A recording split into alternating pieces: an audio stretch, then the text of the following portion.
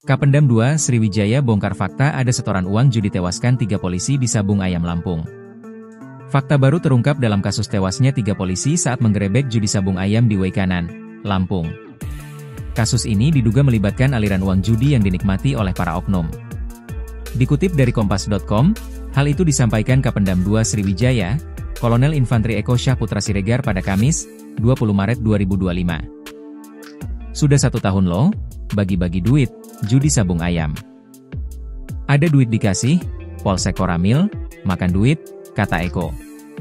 Ia menyebut, uang judi Sabung Ayam mengalir ke Polsek hingga Koramil selama setahun terakhir. Eko menegaskan, informasi itu didapat berdasarkan keterangan para saksi yang kini telah ditahan oleh Denpom. Kedua saksi tersebut adalah Peltu Lubis dan Kopka Basarsyah, terduga penembak polisi.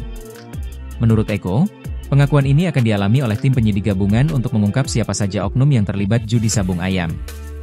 Duit dibagi ada, ya. Kita bukan bodoh-bodoh amat lah, duit, judi, ada dibagi iya. Duit ada setor iya, gitu sajalah, imbuh dia. Sebelumnya, judi Sabung Ayam yang digelar di Kecamatan Negara Batin pada Senin, 17 Maret 2025, berakhir menjadi tragedi berdarah. 3 polisi termasuk Kapolsek tewas ditembak menggunakan senjata laras panjang. Tak berselang lama, 2 oknum TNI menyerahkan diri dan ditangkap oleh polisi militer. Namun, keduanya belum menjadi tersangka dan masih ditahan di Denpom Lampung.